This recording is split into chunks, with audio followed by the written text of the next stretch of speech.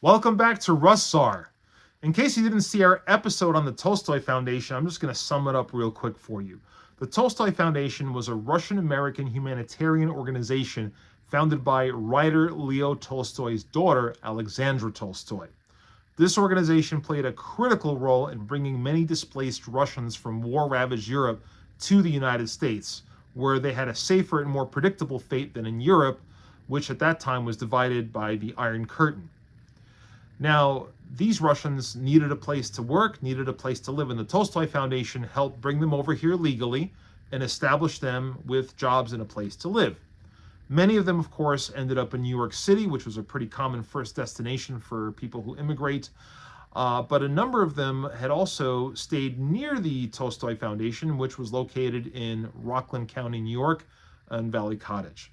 Nyack, New York, is right next to the Hudson River.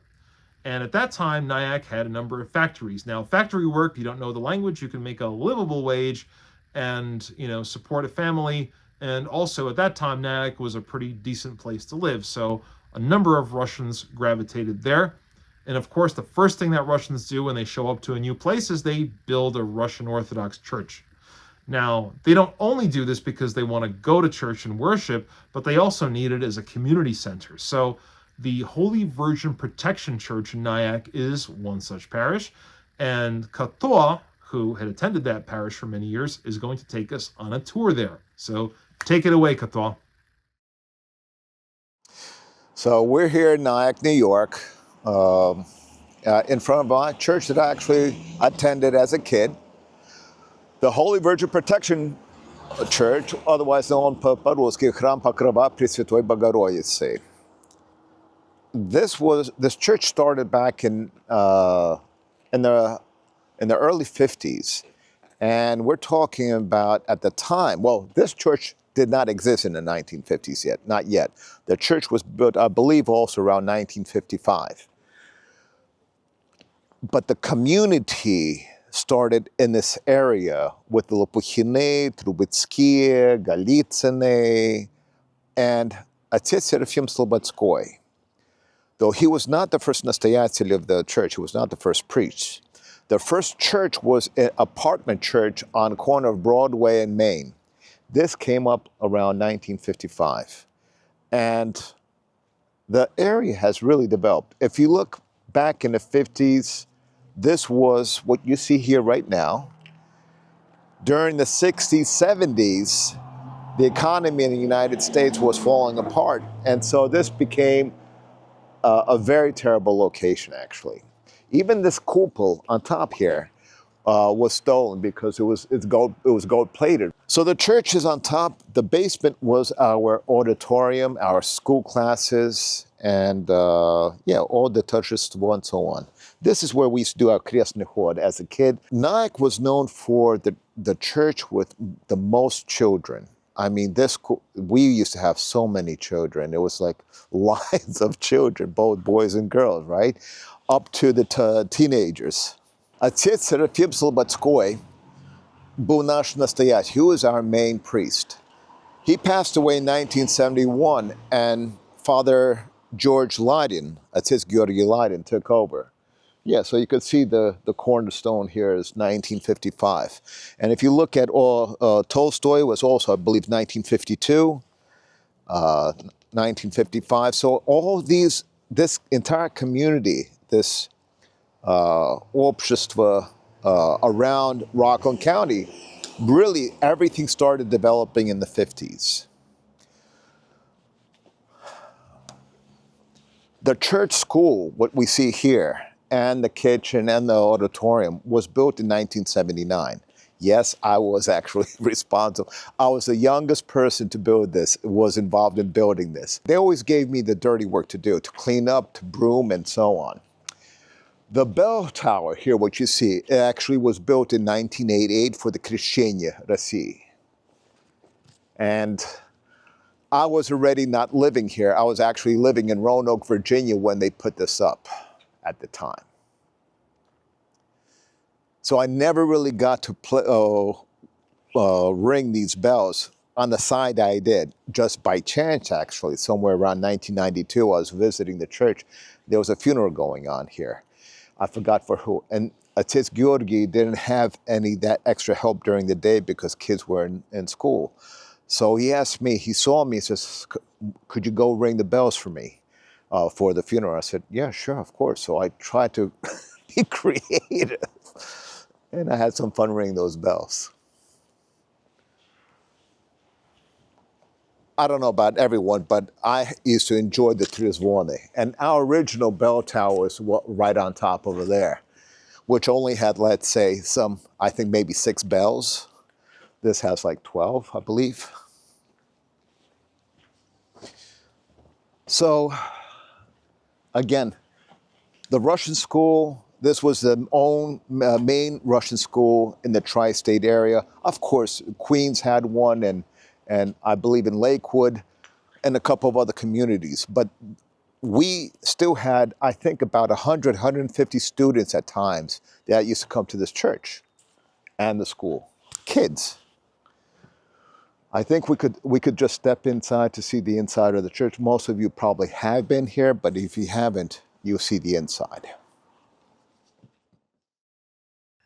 Our church was built by parishioners, one main construction company, and all the parishioners would give their time to build this church.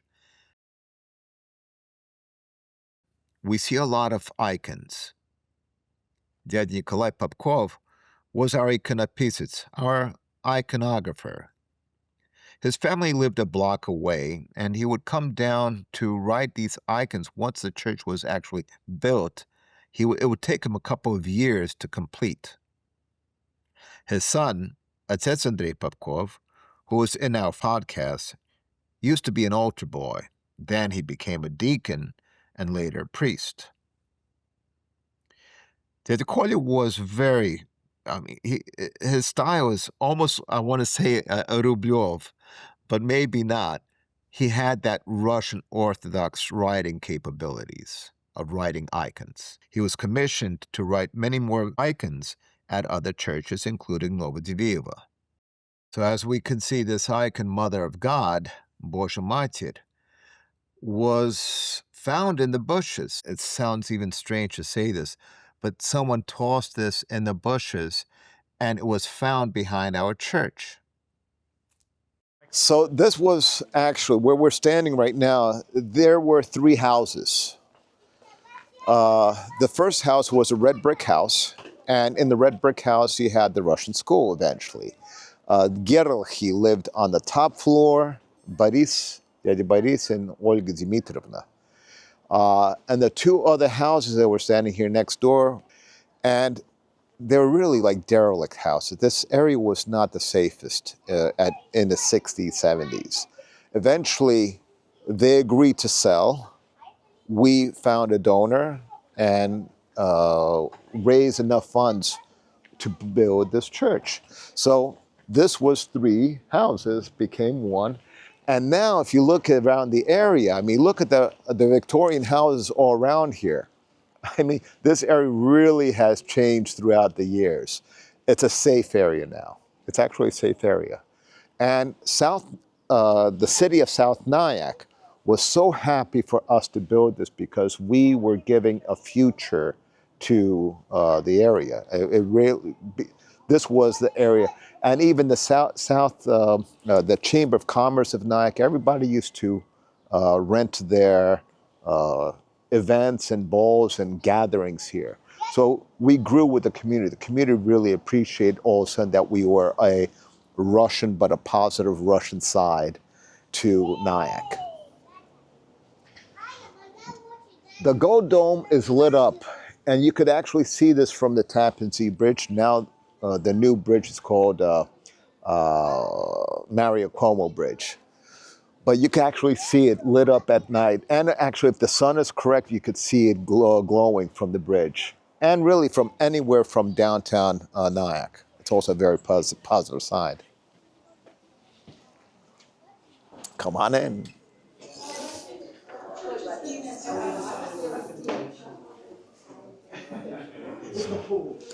This is now the church store inside here. But this was originally the library. was built to preserve a lot of books, but that time has changed, so people are really, they focused on no one's reading any more books, so let's do something and preserve the quality. You can still see some of the books around here, but it's now predominantly a store.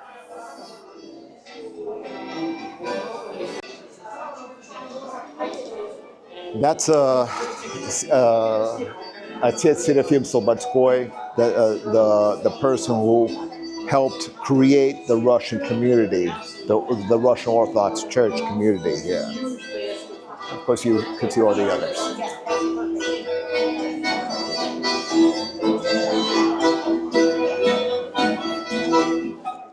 It's kind of early. They just started this gathering, right? The Russian boutique or the cultural boutique. This is the auditorium where we have all the Maslins, the Blini gatherings, the church yoki, Christmas gatherings, plays. As a kid, it was very important to have these plays here. So that was a nice little history to it. The kitchen side, always been in this, of course, in this area. And we're going to be trying that, right? So what do they have? Did you see the menu? Yes. We've got borscht, pирожки, stroganoff, голубцы, and there's a vegetarian голубцы actually, right? Вареники, свекольный салат. I, of course, recognize everything. But as a kid, we didn't have lapsha, did we? Did we have? No, we never really had lapsha. We did have kvass. Notice we don't have any vodka here. Now, here's a question. How is borscht spelled? Is it spelled with the T at the end or without the T? That's to understood. Hey, how you doing?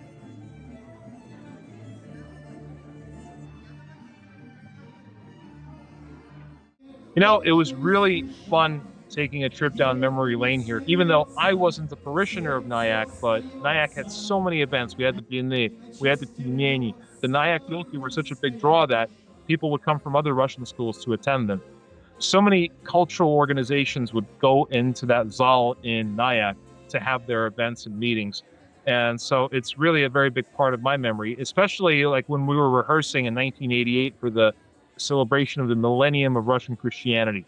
That was right there in that Zal too. So lots of memories. Yeah, those are the memories that I cherish, of course. Being an actor on stage, performing in front of hundreds of people, literally, there were hundreds of people sitting out there. And seeing them laugh, enjoying that, it's such a, it's such a high. It was always a great place to get together. And we'll be seeing you again, where I'm sure we'll be covering more on Nyack and other churches as well. It's all about connecting and sharing the history and our culture with everybody.